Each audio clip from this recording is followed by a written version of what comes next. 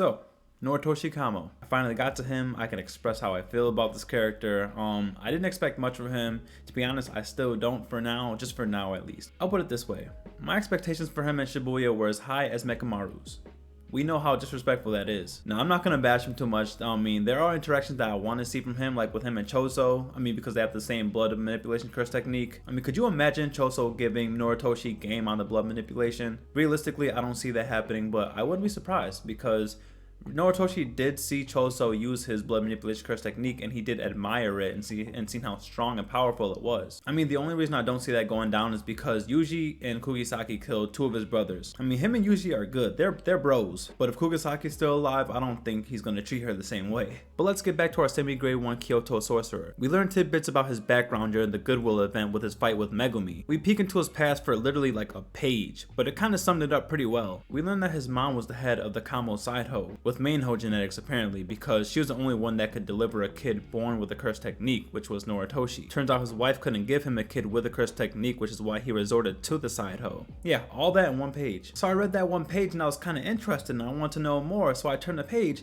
and them niggas fighting. And I was like, okay, that's cool, I guess. I mean, okay, this is how I looked at it. So imagine you and your friends decide to go to dinner and you guys decide McDonald's. So you pull up to McDonald's and then all your friends are like, oh, we want to go to Chick-fil-A now. But you had your mind set on that McDonald's and you even got there and you know what you want. But you're like, okay, Chick-fil-A is better, I guess. So you deal with it. And the fight wasn't bad. They were both holding their own. I mean, and we get to learn more about the blood manipulation curse technique if the name wasn't obvious enough. And I like the technique, you know, being able to manipulate your blood or whatever your blood touches. I mean, all the way down to the white blood cell. Being able to change your temperature at will, making your body faster and stronger, aka the what's it called, the red flowing scale, which we've seen with Choso, the superior being out of the two. The next bit of backstory we get was at the second day of the Goodwill event in the baseball game. It was his turn to bat and Yuji was the catcher, and he wasn't talking any junk. He wasn't acting some type of way towards Yuji. I mean, he was like, oh, so you survived the special grade, right? Which leads to him asking Yuji why he became a sorcerer, which leads to him having a backstory about his mom. It turns out him and Yuji have kind of similar reasons of becoming a sorcerer.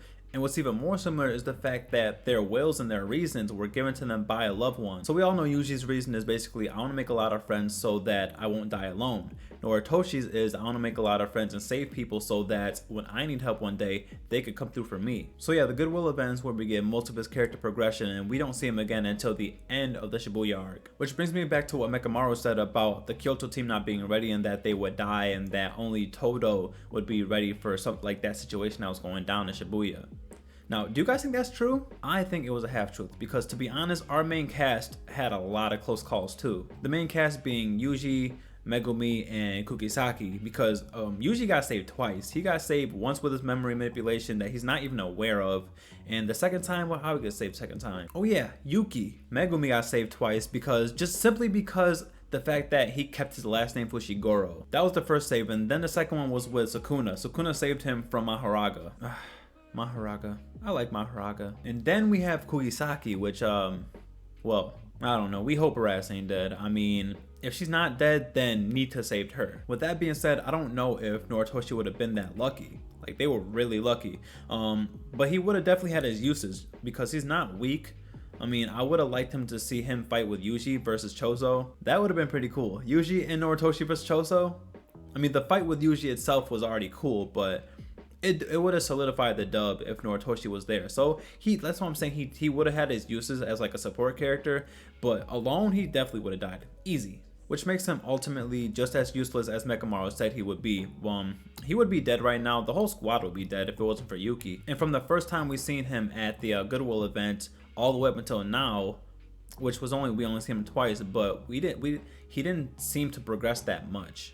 And I get it, he was fighting Fate Getso and Yoriyume, so you're not going to get dubs off the bat fighting people like that off rip. So I give him the benefit of the doubt in that case, but he wasn't doing anything crazy. Mekamaru said he wasn't ready for a reason. So as far as I'm concerned, his ass can stay at semi-grade 1. Now what I'd like for him to just take from this whole thing is the fact that he needs to level up a lot and that he's not ready. And to be the head of the Kamo family, you need to level up. And the fact that he saw Choso at such a level should make him want to go and train a lot harder after all this is said and done. Because Choso caught me off guard. I mean, I didn't expect him to fight Uriyume and Fate Getsu at the same time.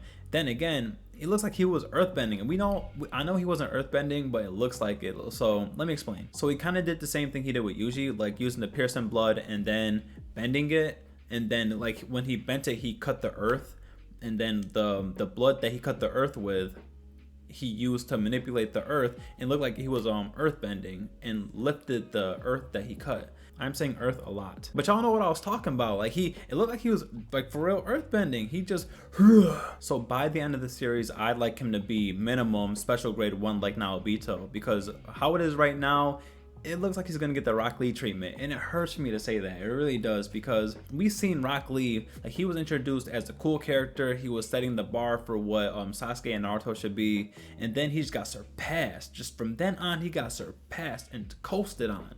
So we've seen how Noritoshi was at the first. We've seen he looks cool. We've seen his abilities, and the fact that he's keeping up with Megumi, and the fact that he's special grade 1. The fact that he was semi grade 1 at the time. But we know that Yuji's gonna get a lot stronger. We know that Megumi's gonna get a lot stronger.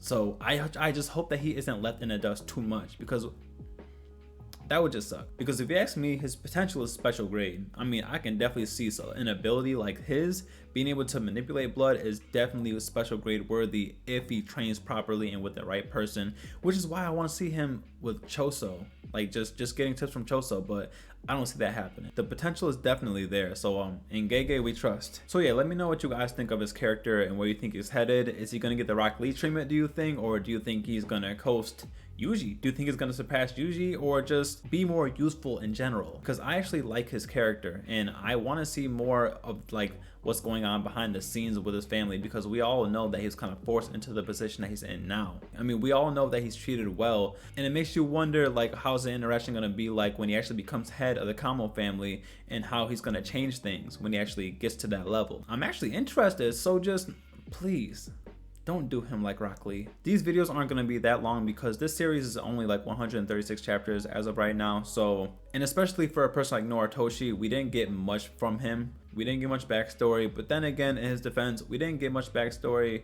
from most of their characters really, other than Gojo. He got like the backstory of all backstories. But yeah, like the video, comment, subscribe, all that good stuff, and I'll see you guys next video. Peace.